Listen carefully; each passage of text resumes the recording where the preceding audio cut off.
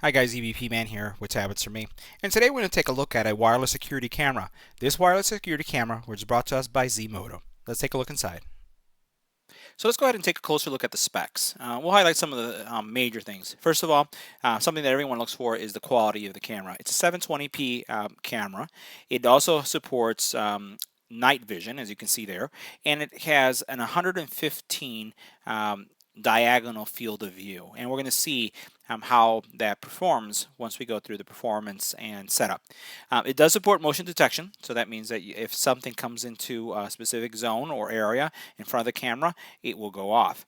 It also has cloud storage capability if that's something that you want to subscribe to, and works with the latest standards when it comes to Wi-Fi capabilities. You will notice that it does have audio capabilities both to listen to what's going on in a room as well as being able to speak and the person hearing you who's in that room. Very lightweight, and it supports literally most of the, if not all the devices that are available on the market today, Android devices, tablets and phones, as well as the Apple ecosystem, which would include the iPhone, iPad, and the iPod Touch. Sorry. So let's do this. Let's unbox this product and see how it works, and we'll put it to the test.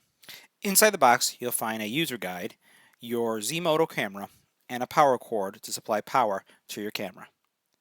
Now the camera is made out of a plastic material, and it does have this adjustable arm here that you can use to adjust the placement of the camera, especially if you're putting it in a position like this or you're mounting it on a wall. The back here has a dial that you can use also to adjust the angle, so this is going to allow you to switch the camera from left to right or rotate it. On the back you'll also find right here a reset button. This is going to allow you to reset your camera, your charging port that you'll use with the supplied power charger, but there are no micro SD slots anywhere to be found. It does have an area for your speaker, and on the front here you have a couple things going. You have obviously your camera, you have your mic, you also have the IR blaster for night vision. So what we're going to do next is we're going to connect this, show you how you go through the connection process, which is very simple, and we'll see what kind of video quality we get out of the camera. Before connecting your camera, you're going to want to go to the Apple Marketplace or the Android Marketplace and download an application called MeShare. This is the application that you're going to be using to interact with your camera. So download it, open it, and then log in or create your credentials for the very first time, and then you'll come to this screen. Immediately upon registration, you're going to see this. So the next thing we're going to do is connect our camera to our phone and then go through the registration process. Once you plug in your camera, you're going to start seeing it flash a number of colors. So what we're going to do next now is go through the additions process to add the camera to the phone. So next we'll choose Add. And now what we're going to do is try to connect. We'll choose Ready.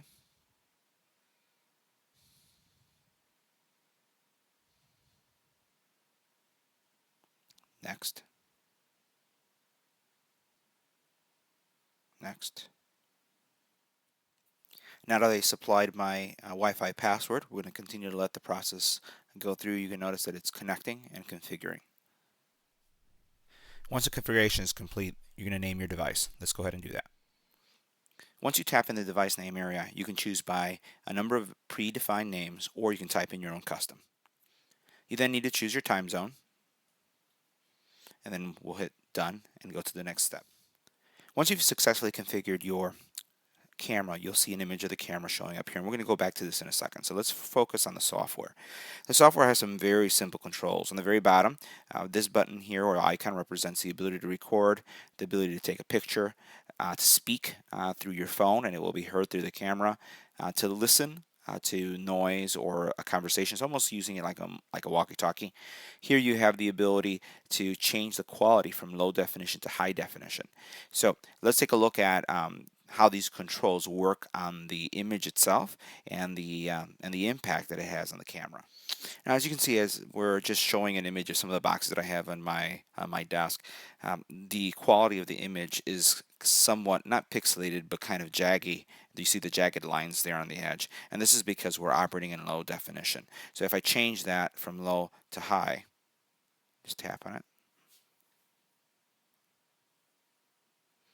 you'll notice that all that is gone. So we'll zoom in just so you can see. Now it's nice, clean, crisp lines. So this is the HD setting.